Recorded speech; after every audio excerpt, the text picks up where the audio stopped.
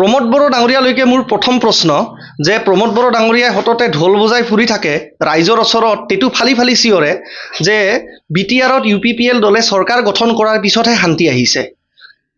BTCত UPPL দল নথকা সময়ত যেতিয়া হাগ্ৰামা মহিলাৰীৰ নেতৃত্বত BTC চৰকাৰ আছিল তেতিয়া কেৱল অস্ত্ৰৰ ৰজনজননী হিংসাৰ দাবানলহে কেৱল বিটিআৰ অঞ্চলত আছিল।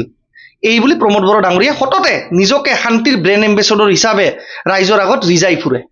কিন্তু মোৰ প্ৰথম প্ৰশ্নটো হৈছে যে প্ৰমোদ বড়ো ডাঙৰীয়া 2012 চনত 2014 চনত যিবিলাক ব্যক্তিয়ে যিবিলাক সংগঠনৰ নেতৃত্বই সেই 2012 চন আৰু 14 চনৰ হিংসাত্মক কাৰ্যকলাপত জড়িত আছিলে, যেইবিলাক ব্যক্তিৰ নেতৃত্বত আৰু যেইবিলাক সংগঠনৰ সদস্যই 2012 চন আৰু 2014 চনৰ যি গোষ্ঠীগত হিংসা বা গোষ্ঠীগত সংঘৰ্ষৰ লগত জড়িত থকা বুলি NIAও চাৰ্জশ্বিট প্ৰদান কৰিছে, সেইবিলাক ব্যক্তিকেতো আপুনি আনি আজি বিটিআৰৰ ৰাজগাদীত অধিষ্ঠ কৰিছে। আপোনাৰ লগত আপুনি BTCৰ চিফ আৰু তেওঁলোকে আপোনাৰ পৰিষদখনত হয়তো আপোনাৰ UPPL দলৰ MCLA বা EM হিচাপে তেওঁলোকে ৰাজগাদীত বহি আছে UPPL দলৰ এক ব্যাগুম নেতা হিচাপে। আজি নহয় জানো আপুনি কৈছে যে হাগ্ৰামা মহিলাৰীৰ সময়ত যি 17 বছৰে হিংসা হৈছিল, যি সংঘৰ্ষ হৈছিল, যি গোষ্ঠীগত হিংসা হৈছিল, সেইবিলাক আপুনি হিচাপ ৰাইজৰ আগত দি ফুৰিছে। কিন্তু যিবিলাক ব্যক্তিয়ে 2012 চনত আৰু 2014 চনত সেই গোষ্ঠীগত হিংসাৰ লগত জড়িত থকা বুলি NIAও চাৰ্জশ্বিট প্ৰদান কৰিছে, সেইবিলাক ব্যক্তিৰে সাংগু পাংগু সেইবিলাক ব্যক্তিয়ে নেতৃত্ব দিয়া সংগঠনৰ বা সেইবিলাক ব্যক্তিয়ে নেতৃত্ব দিয়া সন্ত্ৰাসবাদী সংগঠনৰ সদস্যকেতো আপুনি আনি পিনে ৰাজগাদীত আজি অধিষ্ঠ কৰিছে BTCৰ বা বিটিআৰৰ EM বা MCLA হিচাপে UPPL দলৰ পৰা।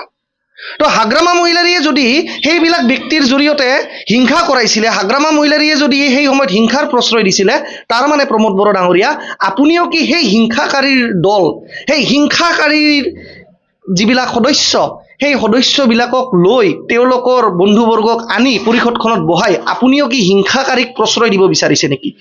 শ্ৰীকৃষ্ণই কৈছিলে যে পাপ কৰাতকে এটা পাপ হোৱা বা এজন পাপীক প্ৰশ্ৰয় দিয়াটো বেছি অপৰাধ। হয়, নিশ্চিতভাৱে 2020 চনলৈকে হাগ্ৰামা মহিলাৰীৰ শাসন চোৱাত বিভিন্ন কালত হিংসা, অস্ত্ৰৰ ৰজনজননী, হিংসাৰ দাবানল সকলোৱে দেখিছে, সেয়া সৰ্বজন বিদিত। কিন্তু আপুনি কেৱল নিজকে যদি শান্তিৰ অৱতাৰ বুলি ইয়াত আহে, যে আপুনি এটা ক'ব গ'লে ঈশ্বৰৰ নতুন অৱতাৰ, শান্তিৰূপী আপুনি এটা দূত, আপোনাক ঈশ্বৰে বিটিআৰ অঞ্চলখনত পঠাইছে, তেতিয়াহ'লে কিন্তু আঙুলি আপোনালৈকেও টুৱাম। কাৰণ ওপৰলৈকে ঠুৱালে কিন্তু নিজৰ গাটো থুতু আহে। আপুনি জানো আজি যিবিলাক ব্যক্তিয়ে NIA চাৰ্জশ্বিট প্ৰদান কৰিছে এবস্কণ্ডাৰ্ছ হিচাপে, সেইবিলাক ব্যক্তিয়ে নেতৃত্ব দিয়া সংগঠনৰে সদস্যৰ সেইবিলাক ব্যক্তিৰ যিবিলাক ডাইৰেক্ট টপ কমাণ্ড আছিল, যোনে সভাপতি সম্পাদক আছিল, সেইবিলাক ব্যক্তিৰ নেতৃত্বকে লৈ পিনে, সেইবিলাক সংগঠনৰে নেতাক লৈ পিনে আপুনি আজি নিজৰ চৰকাৰখন বচাই ৰখা নাইনে BTC অঞ্চলত?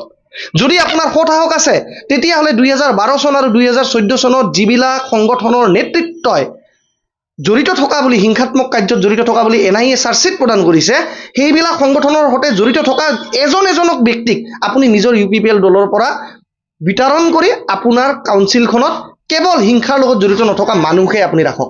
আৰু যদি সেয়াই নহয় তেতিয়াহ'লে আপুনি হাগ্ৰামা মহিলাৰী ডাঙৰীয়াৰ ওপৰতো প্ৰশ্ন উত্থাপন কৰাৰ কোনো অধিকাৰ নাই। আৰু দ্বিতীয়তে এইখিনি কথা ক'ব বিচাৰিছোঁ যে হয়, আমি কাকো হিংসাকাৰীক বুলি ক'ব বিচৰা নাই। হিংসা এক সময়ত আন্দোলন, বিদ্ৰোহ এইবিলাক ৰাইজৰ মাজত খুব থাকিলে বিভিন্ন সময়ত মানুহ অস্ত্ৰ বা এক আৰ্মড ৰিভলিউশ্যনলৈকে বা বিদ্ৰোহী হিচাপেও মানুহে আন্দোলন কৰে। অসমৰ ইতিহাসতো আছে, ভাৰতৰ ইতিহাসতো আছে, বড়োলেণ্ডৰ ইতিহাসতো আছে।